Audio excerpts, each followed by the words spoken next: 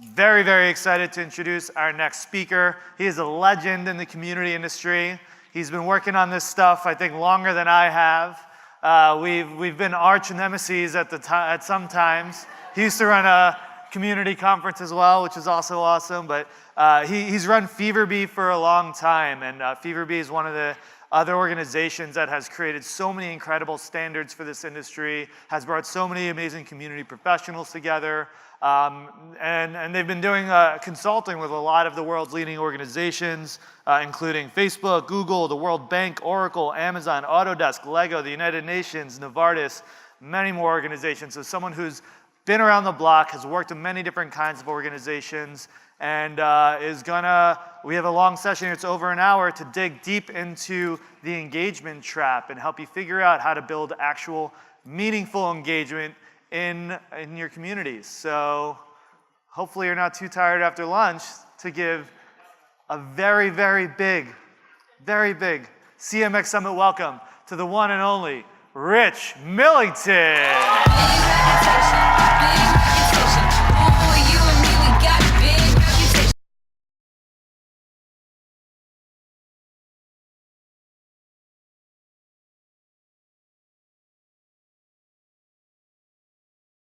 Whoa, I didn't say you could sit down yet.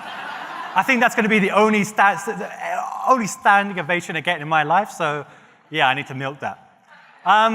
Thank you so much for being here. It's been a while since I've been back in the USA, so I hope everything is going okay.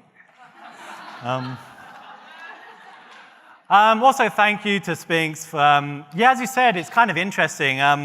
We used to do our own event, and David Spinks used to do his own event, so it's kind of interesting being finally on this stage. There was a time, actually, not that long ago, when the word CMX is sold out would have been really painful for me to hear. But now I'm on stage, I couldn't be any happier. So thank you so much for that. It's also interesting speaking to so many and seeing so many friendly community faces here today. Honestly, it's amazing how many friends are here, how many people I've known in the past is here. It's been a while since I've spoken to a community audience. The last event I did was in Hong Kong a couple of weeks ago.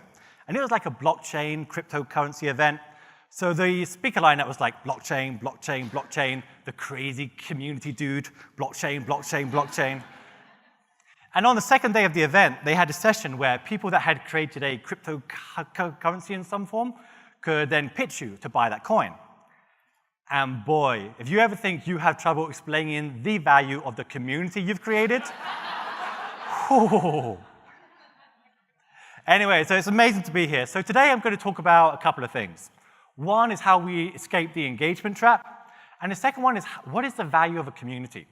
How do we prove the value of the community? But before I begin, a quick question. How many of you have ever been on a cruise? Raise your hands. Wow, that's a lot of people. Did you have fun? Did you have so much fun that you wanted to join a community named after the fun that was taking place? Well, you guys missed out. Because if you had, you might have joined this community from Carnival Cruise Lines. So Funville was one of the amazing brand communities that I had the pleasure of ever having any collaboration with. And they had a community that one of the people that worked there said, other brands would die for this community. They would die for it. And I think that she had a point. The community had 1.6 million posts. They had 111,000 members in that community. And they had 400 posts every single day. It's one of the most remarkable online communities that wasn't customer support that I've seen. And their members absolutely loved it. They played games with each other there. They planned their cruises together there. It was a really, really fantastic community. Until one morning, they all woke up, they tried to log into this community, and it had disappeared. Overnight, the community had just gone, the brand had just gotten rid of it. Now, what do you think will happen when you suddenly end a really popular community for a brand? How do you think those members would react? What would those members do? Anybody? You're going to have to shout really loud. Just you, though. Yeah, they're going to tweet really bad things. Yes. Yeah, they might set up their own thing. Anybody else? Switch brands, yes. All these things might be taking place. And do you think, after canceling this community, such a popular community, that the revenues would go up or go down? So raise your hand if you think that the revenues would go up. And raise your hand if you think the revenues went down. Okay, so the challenge for everyone here today, are you ready? These are the revenues for the last 10 years of the community. Which year, don't cheat, which year do you think the community was cancelled? Just take a second, just think in your head. No, take a second, think. I've got a whole thing planned here. Okay, raise your hand if you think it was 2008, 2009, 2010, 2011, 2012, 13, 14, 15, 16, 17. All right. The answer was 2016. Now, what happens the next year? They have their biggest profitable, most profitable year they've ever had, or at least on the figures here. How is that happening? If the community is so important, how are the revenues going up when it gets canned? If the community is driving as much search traffic as they think it is, if it's generating as many leads as they think it is, if it's getting all the positive results, if it's so important for the loyalty, then how is that community not being, when they kill the community, how is that not having a big impact? And this isn't just the only example. There are so many organizations over the years that have killed their online community and then seen the revenues go up. There are all the newspaper results or the comment sections where they just got rid of them and they're more profitable the next year. There's the inbound.org, which was recently closed as a community site, and HubSpot is still doing extremely well. Real Self is another community where they killed a lot of their online community efforts. And again, the revenues go up. And I think this is the problem we need to think about. Because I think it reveals a big secret in our work, is that it doesn't matter how much engagement you have if it's not the kind of engagement that matters. I changed this slide at the last minute. I don't know if you can tell. But it's not that engagement doesn't matter. There's obviously something about this engagement that does matter. There is something that matters. But it doesn't predict success, at least not in any way that matters. And this is important, because if you believe that engagement is what you're trying to achieve, if engagement is what you're trying to aim for all this time, then it makes perfect sense to try and drive as much engagement as possible. And I think this leads us into what we call the engagement trap.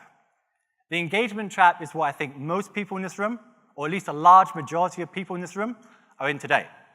And it works like this. Imagine you're hired to run an online community. One of two things is probably going to occur. You're told you have to drive as much engagement as possible, or you're looking around for some way to prove how important you are. And what's the easiest way to do it? The engagement metrics that you can see. And what's the easiest way to increase the level of engagement? What are your best hacks today? Anybody, just shout out the answer. What's the best engagement hack? Anyone? There's no wrong answer. Sorry? Incentives, yes. Anybody else? You're going to have to shout really loud, Baz. Advertisement, yes. Anybody else? Someone over here? Are you over here? Ambassadors, yes, all good answers. Yeah, I'm glad, thank you. So yeah, what you generally find is that the more exciting you make it to engage in a community, the easier you make it to engage in a community, the more people did it. A while ago, we found a community professional that we were told to look at her work, and she found the best engagement hack I've ever seen. She removed all the spam filters from the community, and the engagement exploded. I mean, wasn't exactly the kind of engagement that she wanted, but she's thinking smart there, getting the right kinds of results. So yeah, you find that the easier you make it to engage, the more people are engaged in the community. And that is absolutely fine until Judgment Day arrives. Judgment Day is a day when something will suddenly change. It's a day when someone questions what the value of that community is. It's a day when you have a different boss, where your old boss might have really believed in what the value of the community is, but your new boss, maybe not so much. It's a day when your strategy will change.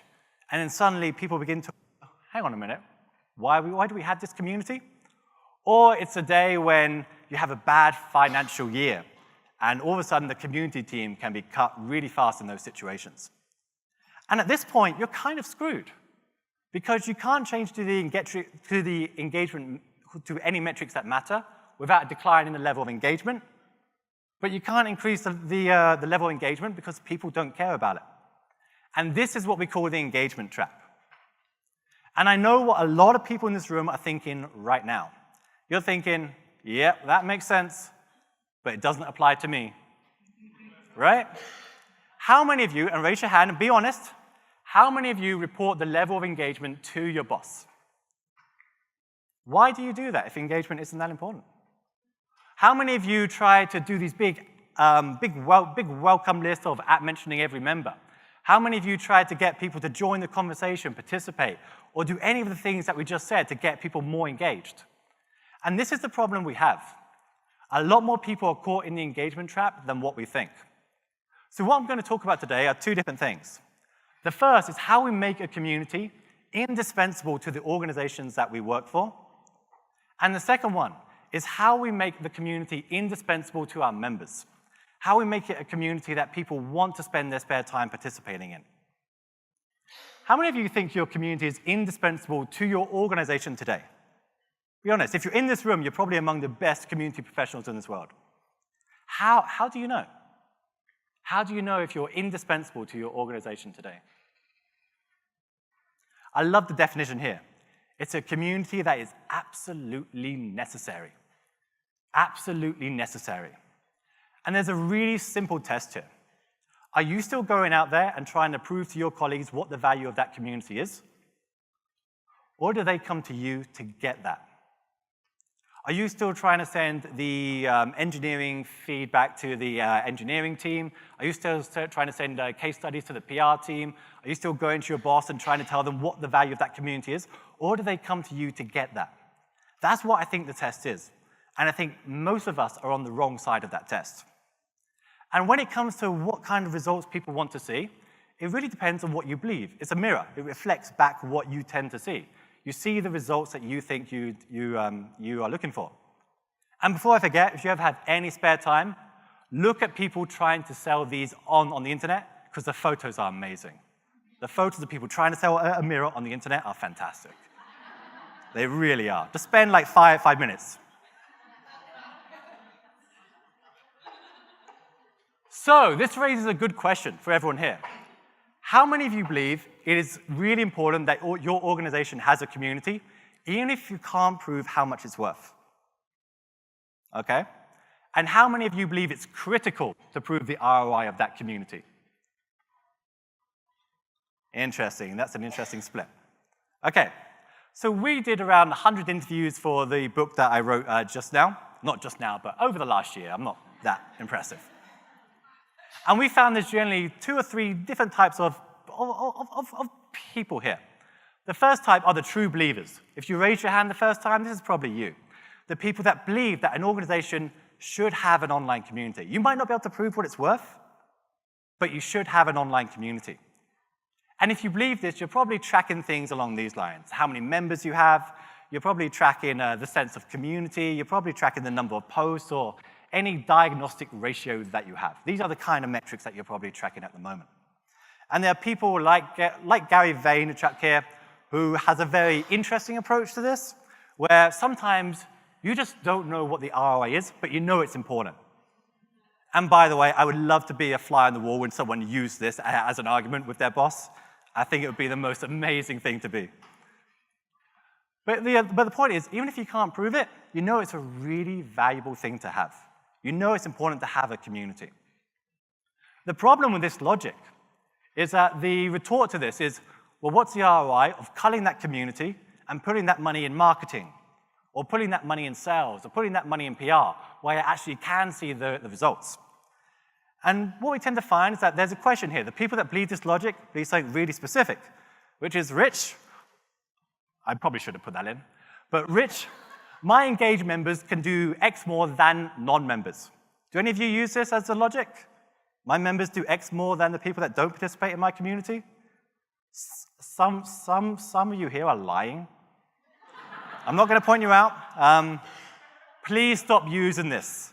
Of course your members do more than non-members. That's why they're members of that community. How many of you own an Apple Mac and an iPhone as well? And the Apple Watch as well? You dorks. I'm just kidding, but there's a very good chance that if you own all three of these, the odds on you having a question about one of them, the odds on one of these things breaking and then you having to get an answer to a question is extremely high. So where are you going to go? You're going to join a community to get an answer to that. And now if you look at the people in the community and you compare them to the people that don't participate, of course you're going to find that the people in the community buy more than non-members. That's why they join the community. So it's not that the community makes people buy more, it's the people that buy more are more likely to join the community. And this happens in so many different ways. Does a community make your employees more productive? Or do people that are more productive more likely to join a community? Does a community help people quit smoking? Or do the people most likely to quit smoking, are they most likely to join a community? And this comes up time and time again. So this isn't the logic that we want to use. I think it's important that there is a way to prove the value of that community. So I don't think we can hang or just rest on this idea that if members do more than the non-members we have, that's enough, because I don't think it is. And that leads to the second group, the true believers, the ROI believers, the people that believe that it's critical to prove the ROI of that community. So how many of you raised your hand? How many of you think it's critical to prove the ROI of your community? And how many of you can prove the ROI of your community? Isn't that weird? If it's critical to prove the ROI of your community, and you can't prove the ROI of that community, how do you still have a job? I'm serious, it's true believers.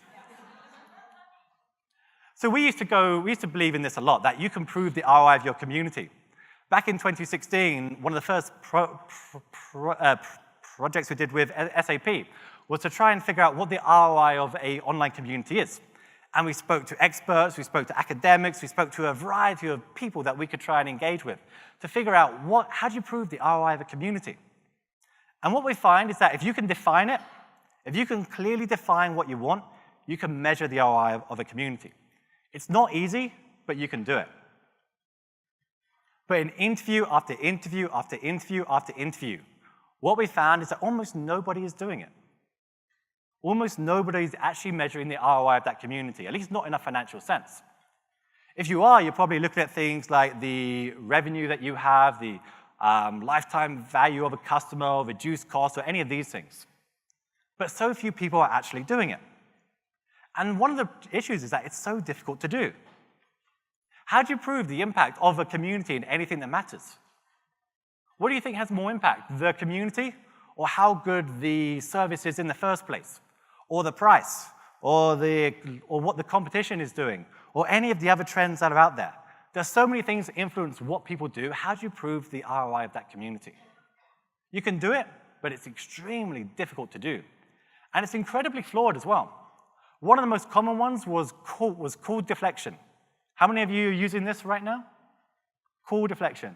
And what's the issue with this? Does anybody know? What's the issue with call deflection? You can just shout out.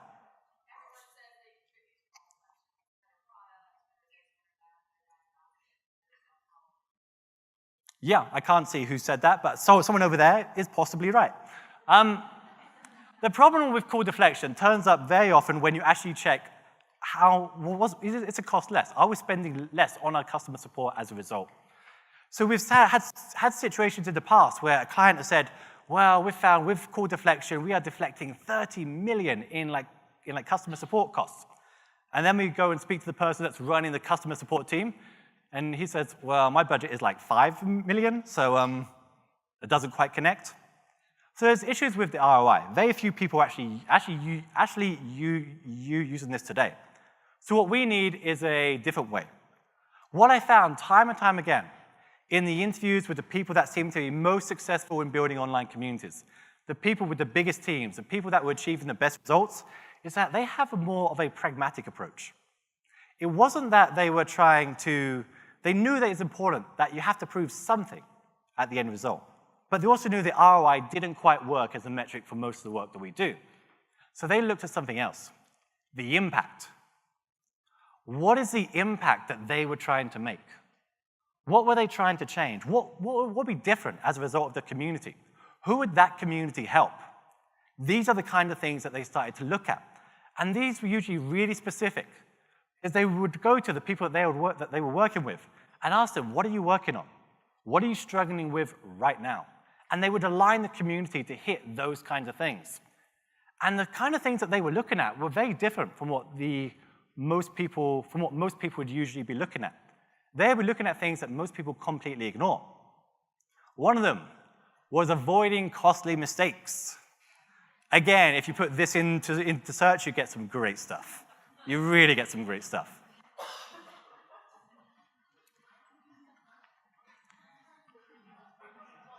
It's okay, I can wait a second. Like, it's cool.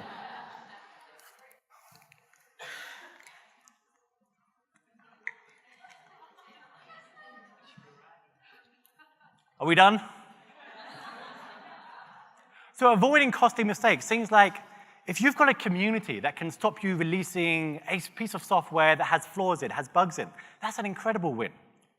If you have a community that can identify a possible PR crisis and help you avert it, that's an incredible win. Another one was saving time and money. I spoke to a guy named Sam at a company called BugCrowd. BugCrowd is a really interesting organization where you pay their community to hack your website, and then they tell you how they did it. It's a great organization. And he was kind of struggling to prove what the value of that community is. And then he found something really interesting. He found that the engineers, when he spent time with them, when he really spent time just hanging out with them, getting to know who they were, what he found is that they needed a quick way to get feedback right now. All the research they did at the moment took a really long time. The focus groups took a really long time. But very often they had so many questions they just wanted an immediate response with. So the community was fantastic for that. He had a community of experts. He can ask them a question and get immediate responses. Again, it doesn't matter the level of engagement you have at this point. It matters how many quick responses you're getting. Another one was retention, but not in the way that we usually think. One of the communities that really interested me is the Adobe Photoshop community. So Karen here, she joined the community around 2012, and she posted around 10 tips, and then she disappeared, and she never came back again. But you know what's interesting about these tips? The tips that she shared are the kind of tips that most people in that community would be embarrassed to share, right? How many of your experts would like to explain the most simplest possible things in that community? I'm going to guess not many. Who does that impress? But if you think about what most members of the community do, they're often talking about the most advanced things they possibly can. They're trying to show off to each other. They're trying to impress one another. But these people are so invested in what you're doing at the moment, they're the least likely to leave. Whereas someone that has just joined, that has just signed up, that is in that trial period today, they're the people that are most likely to leave at the moment. So tips like these, the beginner-level tips, are an incredible win to have. And so when you can have people that are sharing tips at this level, the retention rate is a lot higher. There's an impact that someone cares about. Again, it doesn't matter the level of engagement you have. It matters how many people are going to read these kinds of tips. Another one was the reviews. There's a great story from QuickBase. QuickBase is a really interesting organization, and they've found that their community, the Net Promoter Scores were off the charts. They were doing an incredible job on the Net Promoter Scores. And then they realized that these Net Promoters weren't actually doing any promoting at all. They were saying they were, but then they wouldn't do it. And so they decided, let's be really specific in what we want our members to do. And I don't know if you've bought any major pieces of software in the past, but there are certain review sites that really matter, like G2 Crowd, like Trust Radius, these kinds of review sites.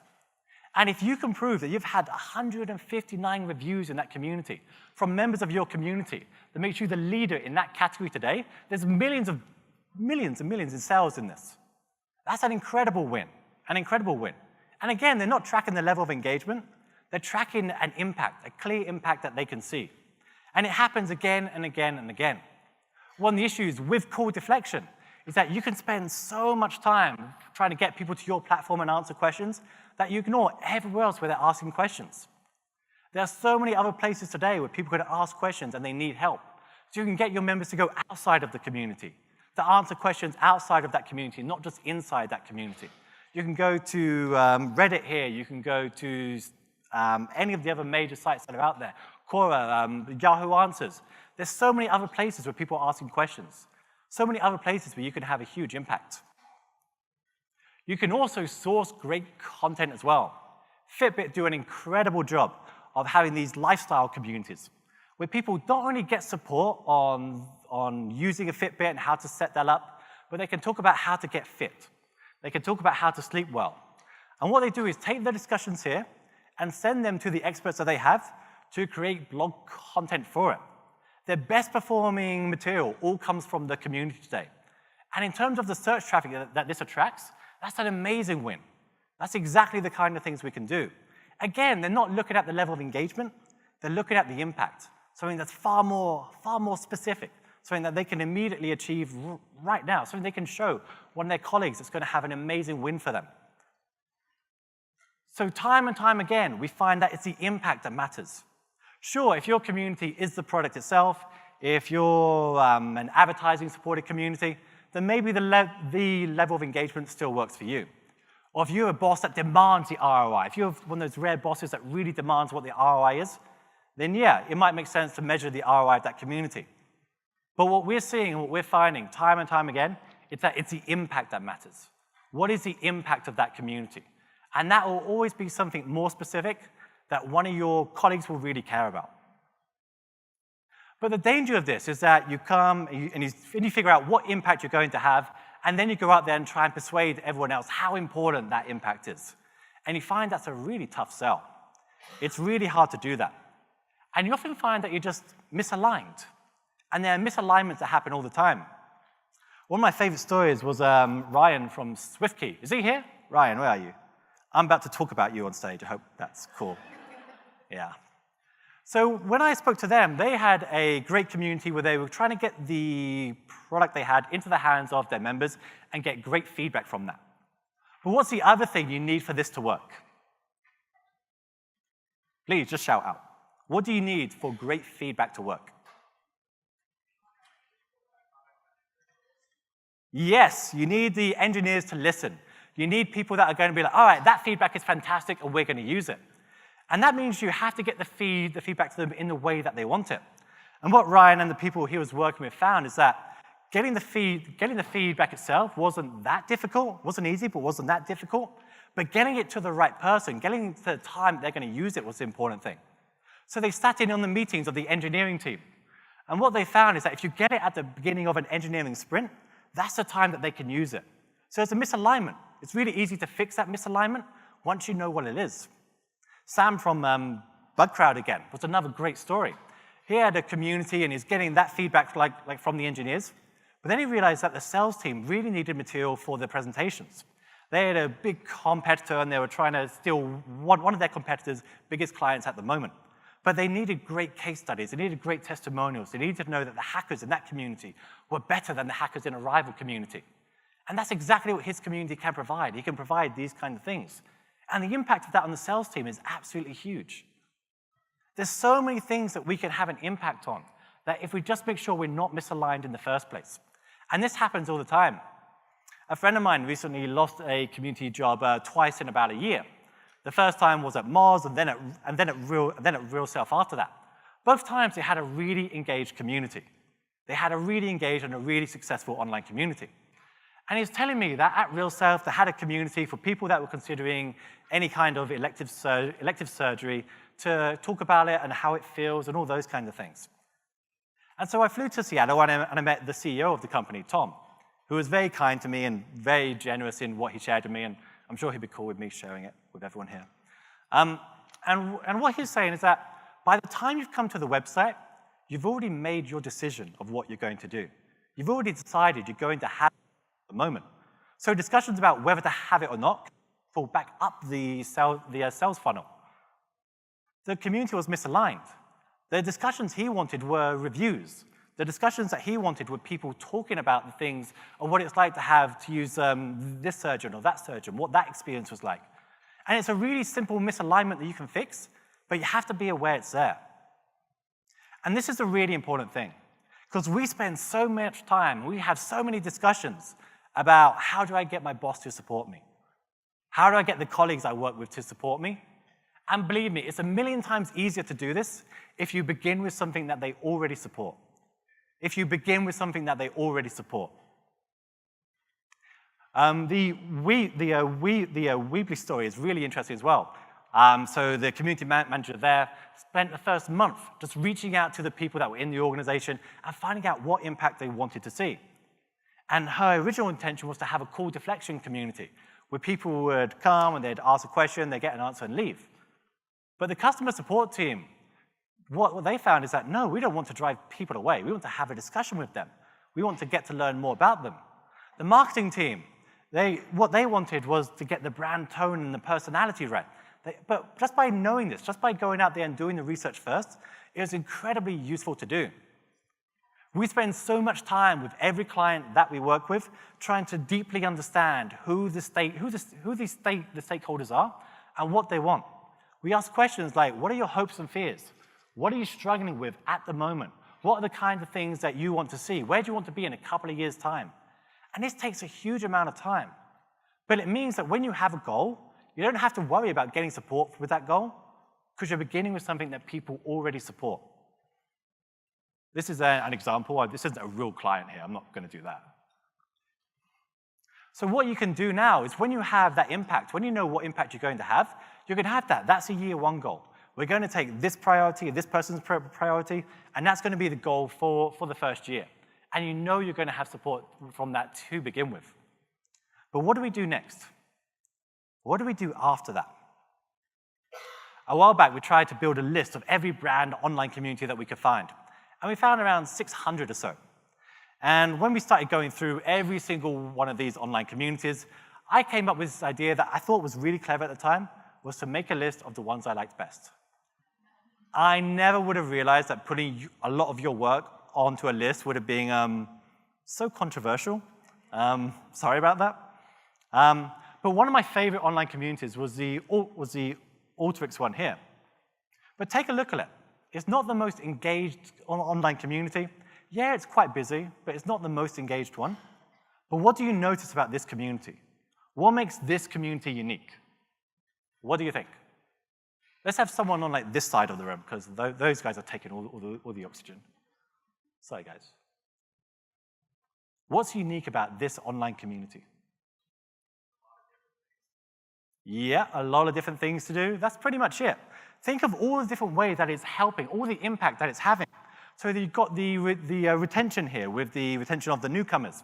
You've got the success stories. You've got an academy here that's going to certify people in how to use the product. You've got the support and the call deflection and the ideation. You've got the retention and the SEO via the blogs. It's having an impact all throughout the organization. And one of the mistakes that we make again and again is just focusing on one benefit, on just one goal of that community, and just harnessing a fraction of that potential of that community. Where the biggest win is to not just focus on one. If you're deflecting, say, 80% of calls today, yes, you can spend a lot of time and effort going to 85% and then 87%, but it's a lot better to spend the effort targeting any of the other goals that a community can have. Because there are so many different places a community can have an impact. There are so many different places a community can have an impact. So what we want to do over a period of time is tackle more and more goals. So we know the first year, we know who the community is going to help. And then the second year, we can say, hey, then we're going to tackle your goal, we're going to tackle your goal. Then the third year, you can communicate to your colleagues who it's going to help. So now it's not a community that might benefit some people you work with or it might not, but it's when it's going to help those people. When is it going to, where are they going to be? What kind of resources do you need from it? Does this make sense? Awesome. How's everyone doing? How's my accent? It's good? Is it better than Hawks? No one cares. Okay. So that's the first part. The second part of this is how do we make a community indispensable to our members? How do we make a community as absolutely necessary to our members? Think about this. How many online communities have you joined? Do you reckon in your life? Do you reckon more than 10? More than 50? Somewhere around that kind of level. How many brand online communities do you participate in today that isn't your own? One? One or two? Okay, so raise your hand if it's less than 5, less than 4, less than 3, less than 2, less than 1, none? Wow. So even though we're paid to do it, even though it's our work, we only tend to do it when we're paid to do it. That's amazing. What the issue is, I don't mean that in an offensive way. I think there's a thing, I've got a whole thing, we can tackle this. So what makes a social group indispensable? Think about this at the moment. What social groups in your life today are indispensable to you? Just shout out. Co-working space, I love it. Anybody else? Family, yes, that's a fantastic one. Anybody else? Climbing partners, yeah, I think that's quite an important one.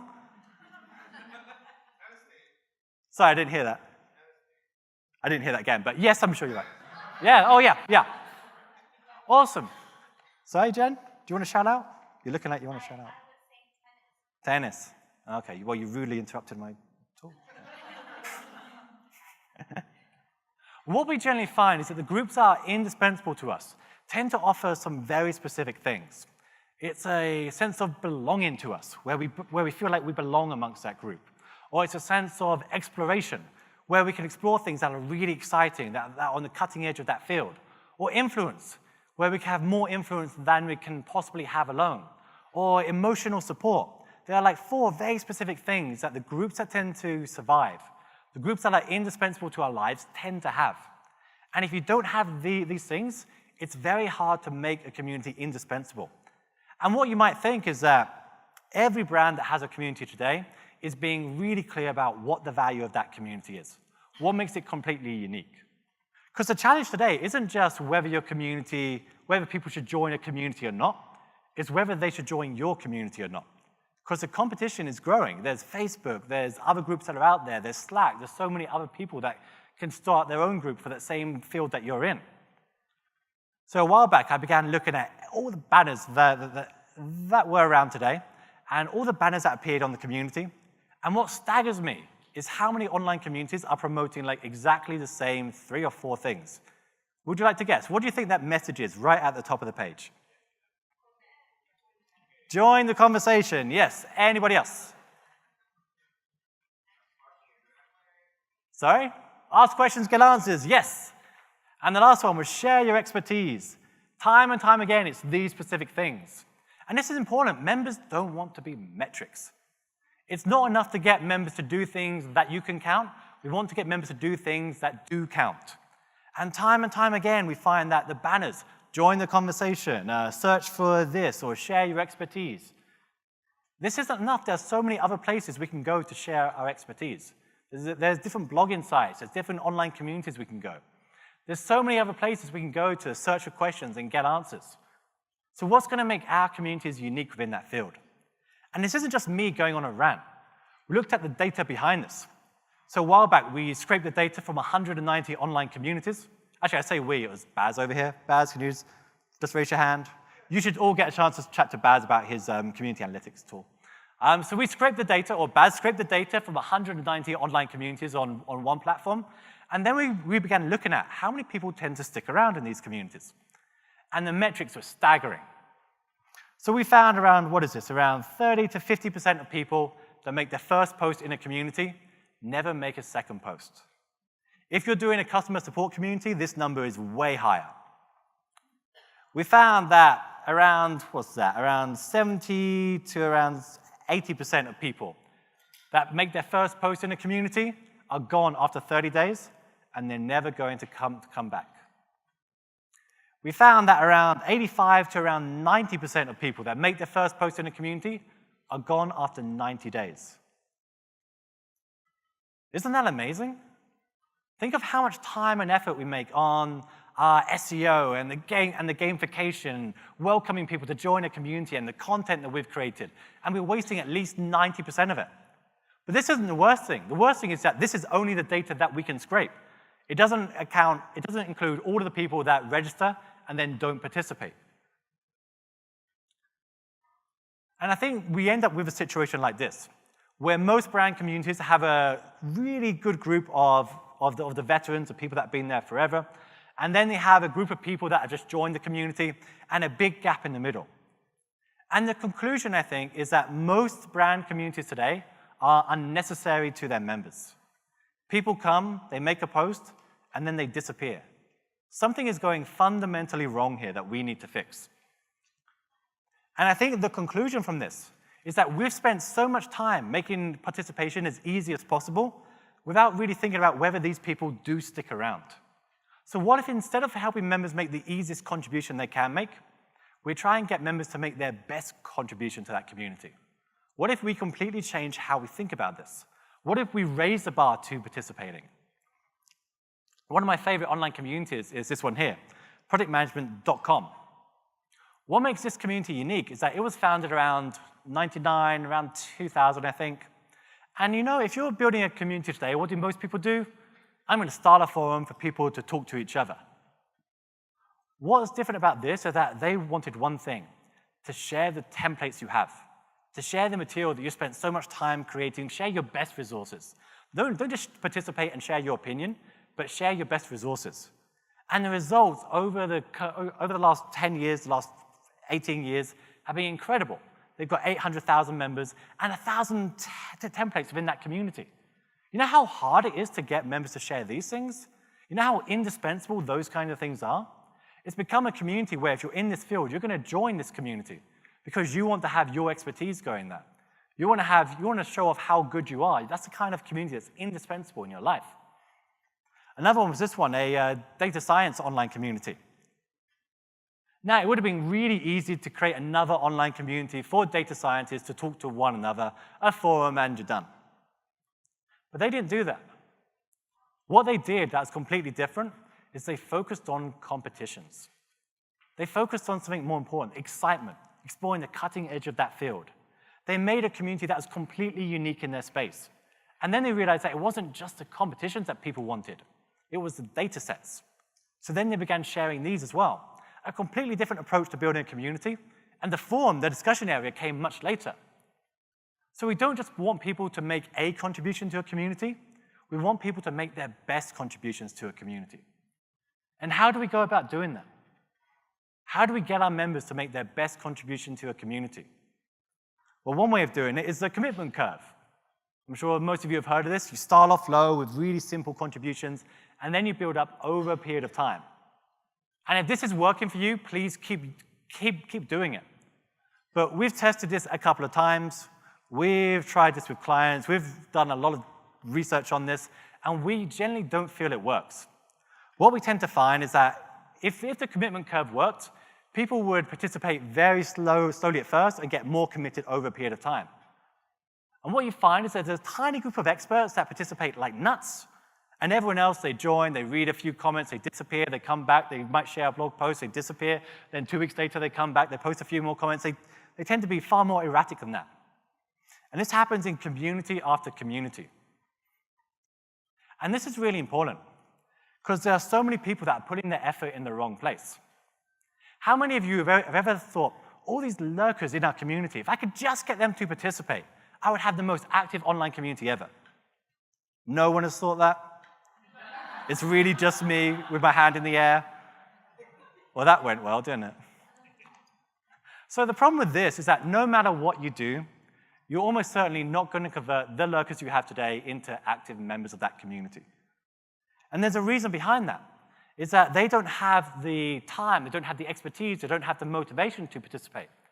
And even if you could, even if you designed an email campaign or some activity and you sent it to all your members and all the lurkers and say 1% of them began participating, that means that you've just spammed 99% of them who aren't going to participate, who are less likely to read the content that you have. So the challenge isn't how do we convert a lurker into an active member of the community. The challenge is how do we turn a lurker into the best lurker that they can be? Wow, that was impressive. So the challenge is, how do we turn a lurker into the best lurker that they can be? If they only have time to read 5 articles or 3 articles, how do we make sure that they're reading the best 5 articles they can, or the best 3 articles they can? How do we make sure they're making the best contribution with the time, the expertise, and the talent that they have? And this is a danger as well, I think, of other techniques. Most people are going to be as actively participating now as they're ever likely to participate. And you might have people that join the community that are highly motivated, that have a lot of expertise, and they have a lot of time. And you don't want these people to be reading this blog post or completing their picture here. You want them to share their best article right now. So I think we need to change this.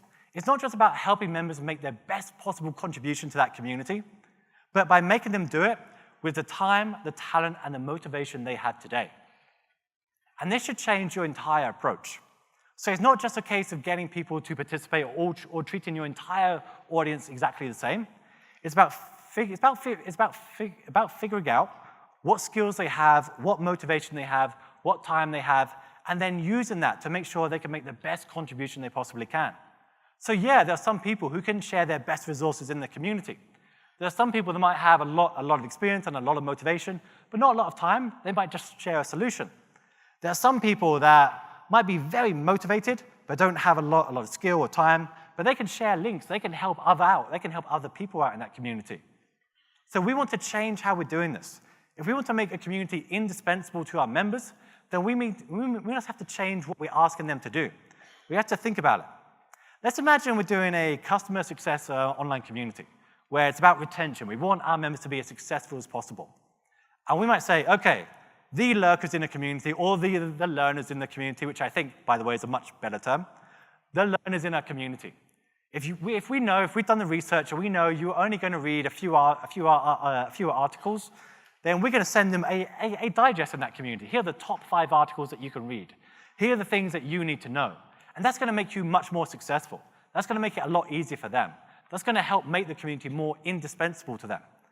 And the people that just join the community, the people that are enthusiastic, there's a different journey for them. It might be, we're going to put you into a mentoring group. We're doing this with one of our clients at the moment, where you join, there's a mentoring group that you join that's run by one of the top experts in that community. So we're going to take that enthusiasm you have and make you use it in the best possible place to get all the help and all the expertise and all the support that you need. Or the irregulars, the people that come, they go, they disappear, they come, they go, and they disappear.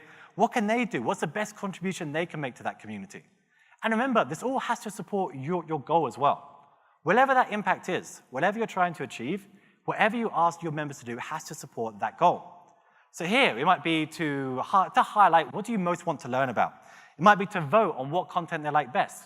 Because even for them, that might be the best contribution they can make to that community today. And then the top experts, it might be to mentor the other people in that community. It might be to take on a mentoring role or post their beginner-level tips. And when we have something like this, we couldn't give a damn about the level of engagement in that community, because these are the metrics that we're trying to hit. These are the things that we want to be measuring. These are the things that we know are going to bring us a lot of success in that community. These are the things that we want to see. And now we're not trying to go against the trend here. We're not trying to fight against the current. We're going with what people already want to do, with what they already have the time, the expertise to do. And that's what we want to be doing. So let's try it again. Let's do a customer support community. Imagine you run a customer support community, and a lot of you do, where call deflection's a really big thing. What might this look like? What would you want each different group of your members to do today? Let's begin on the left. What would you want your lurkers to do today? Please just shout out the answer. Get a solution? Yeah, but what's the action? What's the specific action? Search for the right article. You know, you might go to the community, search for something specific. Yeah. What about the people that just joined that community? What do you want them to do? Tutorials? Yep. But ask a question. That's more likely. If they've joined the community, then the thing they're most probably going to want to do is ask a question. That's a different journey for them. And what about the people that tend to come and they disappear and they might just browse around? What do we want those people to do? Answer a question? Yeah, it could be. Sorry, I didn't hear that. Read more, yep. Yeah, there's so many different things. It might be we want them to say if this was a solution, if this answered the question or not.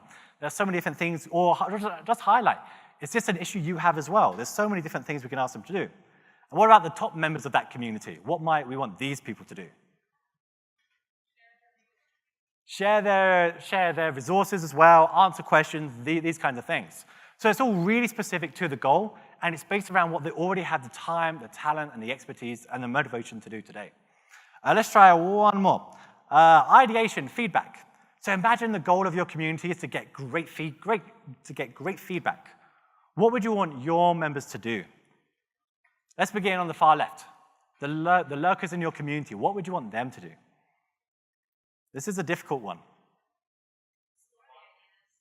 Explore the ideas, yep. Find the most popular ideas, yep. Yep, that could be another one, yep. Yeah, there's so many different things you can do, and your research will generally help you out here. But yeah, it could just be that you're going to see what they click on. Then they can see what's most popular to them. You don't need an explicit thing just saying that, oh, this is what I found interesting, because all the metrics you have in your community will tell you that. What about the people that just joined your online community? What would you want them to do? Share an idea? Yep. Anybody else? Vote an idea? Yep, I love it. And what about the people that come and they kind of disappear and they come back? What about this group? Ideas implemented, I like that a lot. And what about your top members? This is the easiest one. Yeah, sorry. Like curate and like merge ideas. Yes, I love it. You know, these are the people that have the most time, the most expertise, the most things to share, the best feedback they can share at the moment. So this is what we want to be doing. And now we can try it for our own online community as well. We'll come to that in just a second. But we need to be really specific on what we want to achieve. So now what we will have is that we know what the community goals are. We know what we're going to tackle each time. And now we can add to that and be like, okay, we know what we need our members to do now, right? Once we know what the goals are, we can be really specific in what we need the members in that community to do. I know the font is quite small here. I couldn't figure out a solution to this, but hopefully you can grab the slides afterwards. But if you know what your goals are, then you know what you need your members in that community to do. And then you can do the absolute best part of this. You can figure out what resources you need to get there. Because if you know that you need your members to answer questions in that community, that will determine what technology you need to use. That will determine what kind of staff you need to have. That will determine what kind of relationships you need to build and what processes you need to put in place internally. And the whole point of this is that tomorrow, when you manage your online community, when you go to your online community, you're not just reacting to what happens. You're not just responding to what happens in that community. You're not just you're not just trying to get the level of activity as high as possible. What you're doing is systematically developing that community to be as good as it can possibly be, to be as indispensable to as many of the colleagues you work with as it possibly can, to be indispensable to its members. You're working your way through a plan of action that you know what has to be achieved at each specific step to go to the next level. And that's what I think we need to be doing here. That's where I think the most potential is. So we've got around around 6 minutes here. So you've got a worksheet in front of you today. Try this for like just the first year if you like. What is the impact you're going to have? And what do you need your members to do? So we're going to do 5 minutes, and then I'll wrap things up. So what is the goal for the first year? And what do you need your members to do? Don't run away. No, come back. No. I'm sad, man.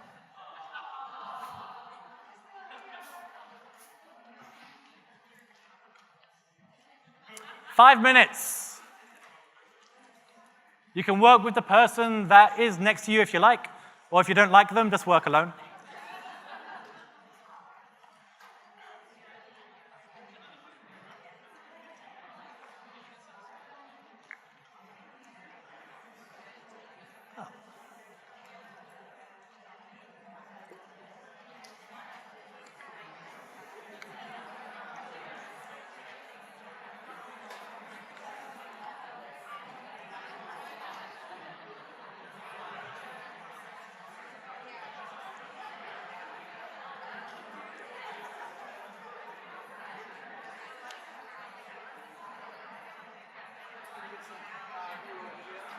Sure.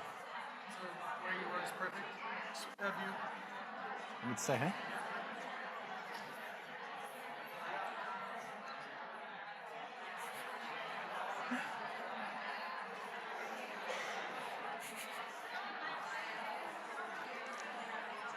Four minutes. 4 minutes to go.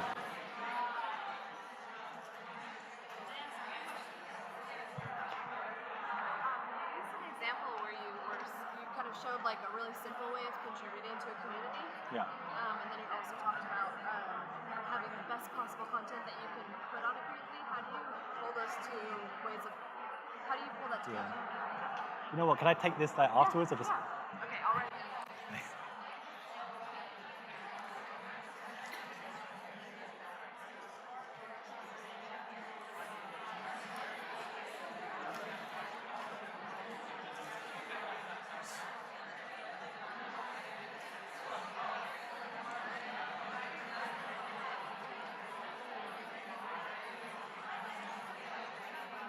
3 minutes to go. Get your strategy done in 3 minutes.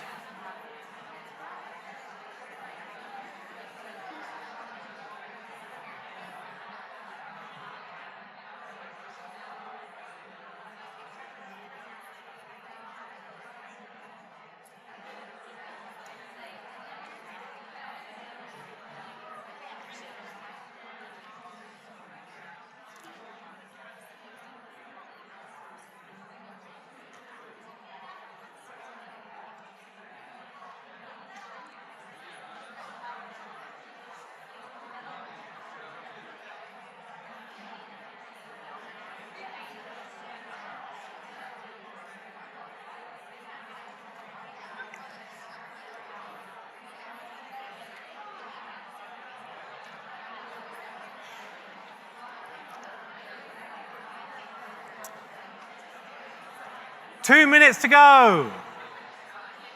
Time is running out.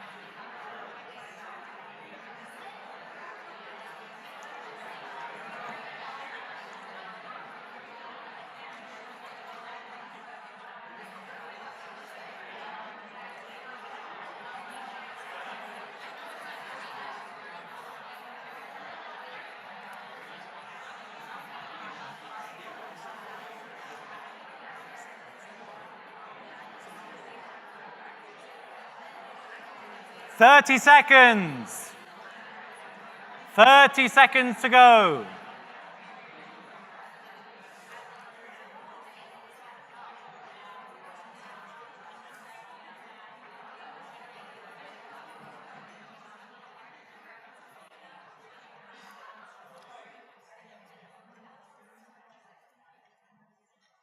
Wow, that's amazing. You just all just timed that. That's unbelievable. That's amazing.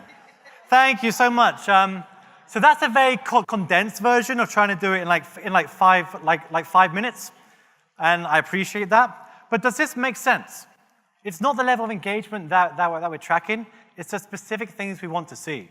It's not a case where tomorrow we're going to be responding to the activity that happens in the community, but proactively driving the level of activity we want to see. That's the kind of level I think we can all be at. That's the kind of level that I think develops communities we possibly can, the most valuable communities that we possibly can, the communities that help our members as best as they possibly can. That's what I think we can all be doing today. If you want a lot of resources for free, you can get all my first book for free. get the slides in this presentation for free, the community roadmap worksheet for free, the survey templates, ROI resources at cmx.feverbeat.com. Also, if you want to get my next book, please don't buy it, because you get that for free outside as well. And CMX is the absolute...